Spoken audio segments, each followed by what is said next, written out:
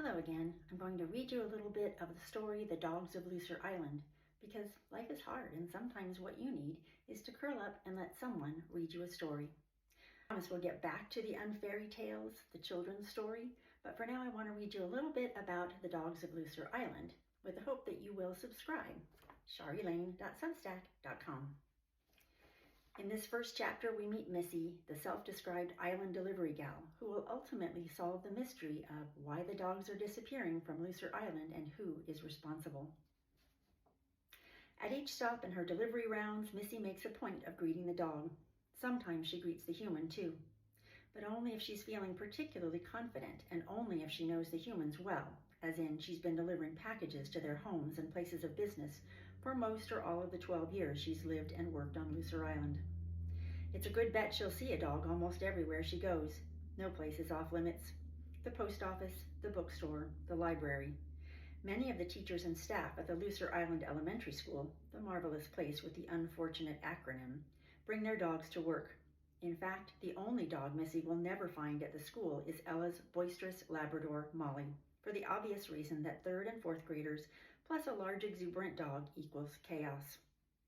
Yes, Ella and Marcus have adopted the mantra WWMD, what would Molly do, to tackle difficult decisions, but there's philosophy and then there's life, and the latter demands a measure of pragmatism a young Labrador rarely exhibits. Of course, Missy would be happy to run into Molly when making a delivery to the school, but that's neither here nor there. Another place a casual visitor might not expect to meet a dog is inside the grocery store. And yet it isn't unusual for Missy to run into Jill in the apple cart grocery, standing amid the baking goods aisle, complaining to Fran and Nan about the shocking price of organic flour. Most Scottish Terriers are not terribly interested in the cost of dry goods, but Fran and Nan manage to drum up at least an appearance of sympathy for Jill's sake. Inside Missy's home, almost everywhere you look, you'll find a dog sitting or barking or scratching its fleas or licking its privates. The crew changes regularly since Missy is known as the person who will take in an unwanted dog until somebody wants it. People in the village call her up or flag her down on her delivery route and ask if she'll take a new orphan. She never says no.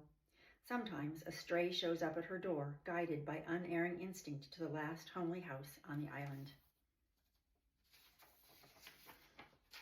With people, Missy is uncertain, or rather she is certain of one thing only, and that is that everyone is merely tolerating her. Nice people do things like that, she thinks. And sure, they appreciate her delivery services. Who else is going to bring your not fair trade coffee in a brown bag so no one knows your secret vice? But no one really likes her, of that much she is sure. What is there to like? She is a nobody from Nowheresville. And when you're told repeatedly as a child that you're worthless, you tend to believe it. But dogs don't care about pedigree, irony intended. The unconditional love thing sounds schmaltzy, but sometimes schmaltzy things are true. Almost every dog who meets Missy loves her in spite of her social awkwardness and ratty, ill-fitting clothes, and certainly no dog has ever turned up its nose at her lack of higher education. On her 16th birthday, Missy came to the conclusion that there wasn't much tying her to any place or person she'd ever known, so she packed her few belongings in a box of granola bars and a hefty sack, stole all the cash in her mother's purse, $32.13, and hitchhiked to the railroad station in Portland. No one noticed when she stretched out on one of the long, hard benches for a nap, or later when she washed her hair in the ladies' room sink. She was invisible. During her hours as a non-paying train station tenant, she reviewed the schedules and watched the trains coming and going and plotted the best timing and method for hopping onto a moving locomotive. Finally, aiming for the 305 heading north, she moved to an area near the tracks, a little beyond the station itself, hidden by a small grove of tired trees. She waited until the train was just beginning to gain speed, and then she made the leap. She almost didn't make it, almost became another statistic in the long line of runaways who died with no one to bury them, no one to mourn their passing. She rode from Portland, Oregon to Bellingham, Washington, the last station before crossing the border into Canada. She slipped off the train, still unnoticed, and stashed her hefty sack behind a nearby store, then made her way to the front of the store. As she stood in the drizzle under the sign announcing hardware, home, and garden supplies, hungry, cold, and frightened at the enormity of what she'd done, an elderly beagle came out of the store, toddled unsteadily over, and leaned against her.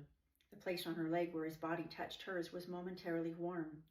A A young man followed, pulling out a pack of cigarettes. His name tag said, "Hi, I'm Curtis." Something in his face spoke of a homelessness of the soul, a kindred spirit. But before Missy could make up her mind to speak, he nodded at the beagle and said, "Spot likes you. He's a good judge of character.